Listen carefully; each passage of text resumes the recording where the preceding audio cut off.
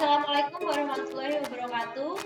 Kami dari kelompok 5 akan membawakan materi tentang teknik sampling menggunakan aplikasi Bintep. Dengan anggota kelompok yang pertama, izin memperkenalkan diri, nama Taruna Muda Organisa Kepala, nomor Taruna 2101131. Izin memperkenalkan diri, nama Taruna Muda Organisa Diri, nomor Taruna 2101104. Izin memperkenalkan diri, nama Taruna Muda Tasik Maulana Hamid dengan nomor Taruna 2101156. izin memperkenalkan diri, nama Tauri dari Sandika Permatasari dengan nomor tangan 2101111. Izin memperkenalkan diri, nama Taruna Muda Muhammad Rangga Kabupaten Desa, nomor Taruna 2101156. Untuk history, jadi teknik pengambilan sampel dibutuhkan ketika kita sedang melakukan penelitian. Teknik pengambilan sampel berhubungan erat dengan populasi atau sampel yang menjadi bagian penting dari sebuah penelitian. Dengan penentuan jenis objek penelitian ini, peneliti bisa menentukan metode penelitian mana yang lebih sesuai dengan kondisi kebutuhan. Selanjutnya, pada materi kali ini kita akan membahas pengertian teknik sampling, teori teknik sampling menurut para ahli, sifat-sifat teknik sampling, macam teknik sampling, serta keuntungan dan kelebihan dari teknik sampling itu sendiri.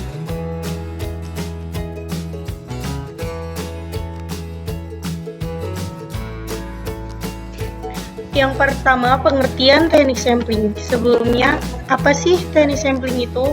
Jadi, secara umum, pengertian teknik sampling adalah bagian dari metodologi statistika yang berhubungan dengan prosedur sistematis dalam pengambilan sebagian anggota populasi untuk keperluan pendugaan atau estimasi.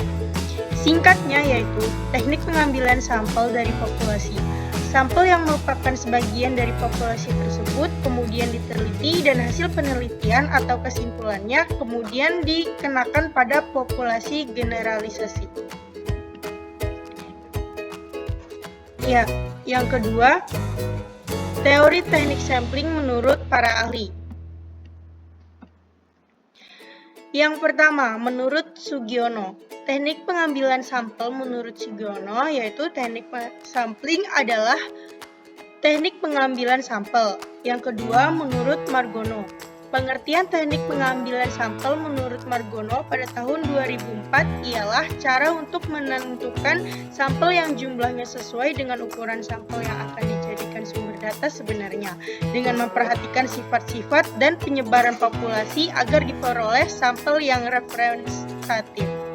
Yang ketiga, menurut Teken, untuk memperjelas mengenai apa itu teknik sampling. Menurut Teken, suatu teknik pengambilan sampel yang ideal mempunyai sifat-sifat.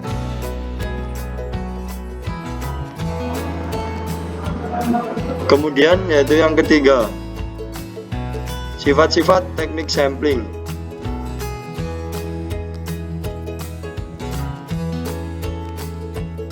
Sifat-sifat teknik sampling yaitu yang pertama, dapat menghasilkan gambaran yang dapat dipercaya dari seluruh populasi yang diteliti. Yang kedua, dapat menentukan presisi dari hasil penelitian dengan menentukan simpangan baku dari taksiran yang diperoleh.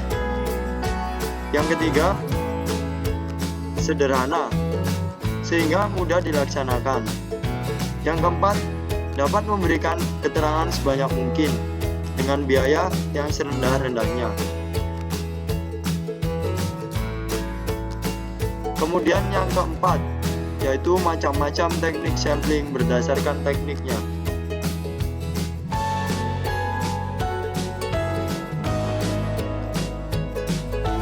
Yang pertama yaitu probability sampling. Probability sampling merupakan jenis dalam teknik pengambilan sampel yang melakukan pengambilan sampelnya dengan random atau acak. Metode ini memberikan seluruh anggota populasi kemungkinan atau kesempatan yang sama untuk menjadi sampel terpilih. Teknik jenis ini sesuai digunakan untuk populasi yang besaran anggotanya dapat kita tentukan terlebih dahulu. Metode ini menggunakan analisis statistik untuk membantu penentuan sampel terpilihnya. Yang kedua yaitu non-probability sampling. Teknik pengambilan sampel non-probability berkebalikan dengan teknik probability sampling.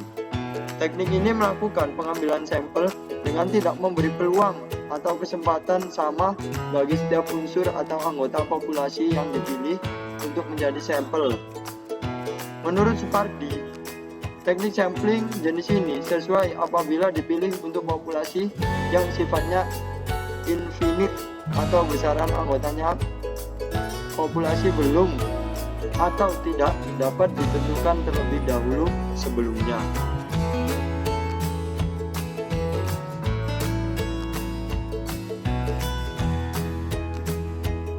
Jenis-jenis teknik random atau probability sampling. 1. Sampel acak sederhana atau simple random sampling. Random sampling adalah metode paling dekat dengan definisi probability sampling. Pengambilan sampel dari populasi secara acak berdasarkan frekuensi probabilitas semua anggota populasi. 2. Sampling acak sistematis atau systematic random sampling. Pengambilan sampel melibatkan aturan populasi dalam urutan sistematika tertentu. Probabilitas pengambilan sampel tidak sama terlepas dari kesamaan frekuensi setiap anggota populasi. 3. Sampling stratifikasi atau stratified sampling. Populasi dalam kelompok-kelompok tingkatan tertentu, tingkat tinggi, sedang, dan rendah. Misalnya, penelitian masyarakat terhadap partisipasi pemilihan umumnya dikelompokkan berdasarkan usia terpilih. 4. Pengambilan sampel acak berdasar area atau wilayah atau cluster random sampling. Populasi dibagi ke dalam kelompok kewilayahan, kemudian memilih wakil-wakil setiap kelompok, misalnya populasi yang ada di Timur Tengah, kemudian sampel diambil dari tiap-tiap kabupaten, bisa juga batas-batas gunung, pulau, dan sebagainya. 5. Sampling bertahap atau multi-stage sampling. Pengambilan sampel menggunakan lebih dari satu teknik probability sampling, misalnya menggunakan metode stratified sampling pada tahap pertama, kemudian metode simple random sampling di tahap kedua, dan seterusnya sampai mencapai sampel yang diinginkan. 6. Probabilitas proporsional ukuran sampling atau probability proportional to size sampling. Probabilitas pengambilan sampel sebanding dengan ukuran sampling, bahwa sampel dipilih secara proporsional dengan ukuran total populasi. Ini adalah bentuk multi-stage sampling di tahap pertama dan kemudian random sampling di tahap kedua, tapi jumlah sampel sebanding dengan ukuran populasi. Jenis-jenis teknik sampling non probability. 1. Sampling kuota atau kuota sampling. Mirip stratified sampling, yaitu berdasarkan proporsi ciri-ciri tertentu untuk menghindari bias. Misalnya, jumlah sampel laki-laki 50 orang, maka sampel perempuan juga 50 orang. Kedua, sampel purposive atau purposive or judgmental sampling. Pengambilan sampel berdasarkan seleksi khusus. Peneliti membuat kriteria tertentu siapa yang dijadikan sebagai informan. Misalnya, Anda meneliti kriminalitas di Kota Semarang, maka Anda mengambil informan yaitu Kapolres Semarang, seorang pelaku kriminal, dan seorang korban kriminal. Yang ketiga, sampling kebetulan atau accidental sampling.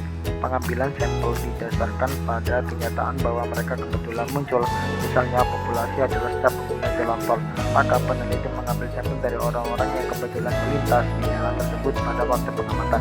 Yang keempat, sampling snowball atau snowball sampling. Pengambilan sampel berdasarkan penelusuran sampel sebelumnya. Misalnya, penelitian tentang korupsi bahwa sumber informan pertama mengarah kepada informan kedua, lalu informan ketiga, dan seterusnya. Yang kelima, sampling sukarela atau voluntary sampling. Pengambilan sampel berdasarkan kerelaan untuk berpartisipasi dalam penelitian. Metode ini paling umum digunakan dalam jejak pendapat. Oke, baik, sebelum kita masuk ke pokok pembahasan yang terakhir, saya akan menunjukkan bagaimana cara pembongkaran Minitab. Oke, yang pertama kita masukkan datanya ya. Terus setelah kita masukkan semua, ini kan udah saya masukkan semua ini.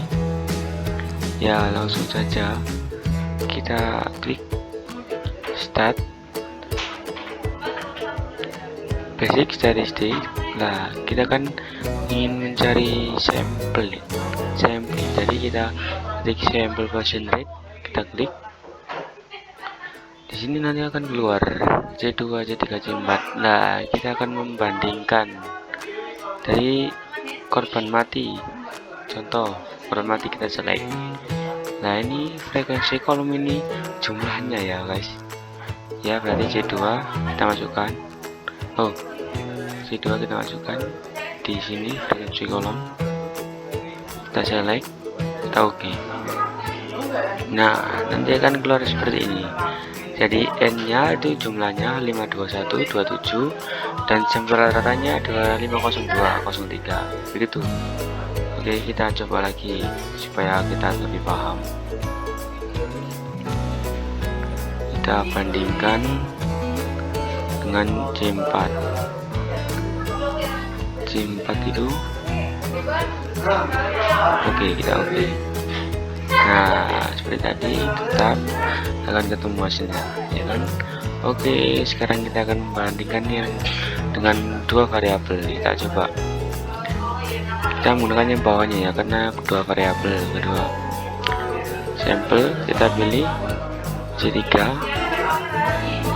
sampel IDs kita kosongi, dan frekuensi ini C2, select. Oke. Nah, ini di sini tertuliskan tidak bisa ya, karena Minitab ini tidak bisa membandingkan dua, jadi harus membandingkan satu-satu, tidak bisa langsung dua. Itulah kelemahannya dari Minitab, datanya cukup lama, jadi membandingkannya harus satu-satu. Meskipun kita menggunakan cara yang tadi, seperti yang awal tadi, kita langsung membandingkan dua. Ya, kita coba juga. Itu sudah error ya, karena Minitab itu diatur seperti itu. Minitab itu kelemahannya, datanya cukup lama, jadi kita membandingkan satu-satu. Oke, kita masuk materi yang terakhir. Kekurangan dan kelebihan teknik sampling. Kelebihan teknik sampling ialah yang pertama, menghemat biaya, karena data yang dikumpulkan hanya sebagian dari populasi. Karena merupakan sampel, maka petugas yang dibutuhkan lebih sedikit. Hemat biaya percetakan, biaya pelatihan, penjajahan, dan pengolahan. Kedua, mempercepat hasil survei. Dengan melakukan survei sampel, maka pelaksanaan lapangan dan pengolahan tentunya akan jauh lebih cepat diselesaikan. Ketiga, cakupan materinya lebih besar. Data yang diperlukan biasanya beragam dan cukup banyak, sehingga tidak mungkin dikumpulkan melalui penjajahan lengkap. Data yang dikumpulkan melalui sensus lengkap biasanya sangat terbatas. Variabel yang dicakup sangat dibatasi daripada variabel dasar saja. Keempat, akurasinya lebih tinggi.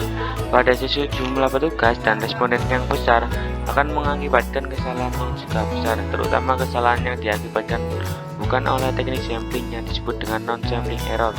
Non-sampling error dapat diakibatkan oleh tidak terpenuhi kualifikasi petugas yang baik, kuesioner yang kurang baik, konsep dan definisi yang kurang baik, tepat jawaban yang salah maupun kesalahan dalam proses pengolahannya.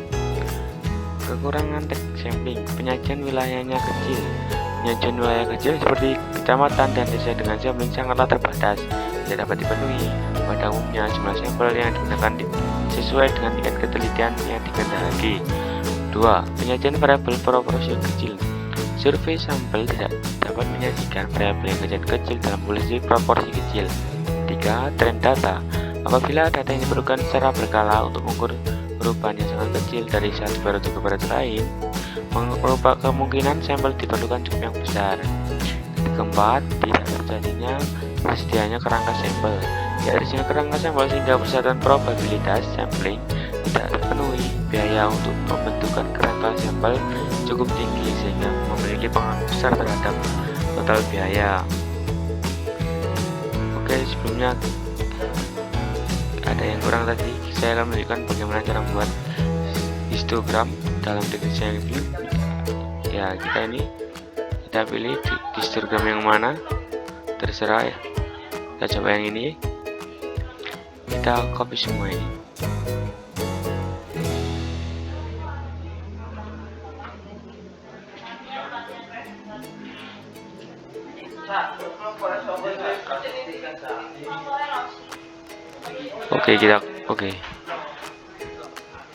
Kita tunggu. Nah, itu nanti akan keluar dengan sendirinya seperti ini. Ya, sekian presentasi dari kelompok 5 tentang teknik sampling. Saya Mohon maaf bila ada salah dan kata. Assalamualaikum warahmatullahi wabarakatuh.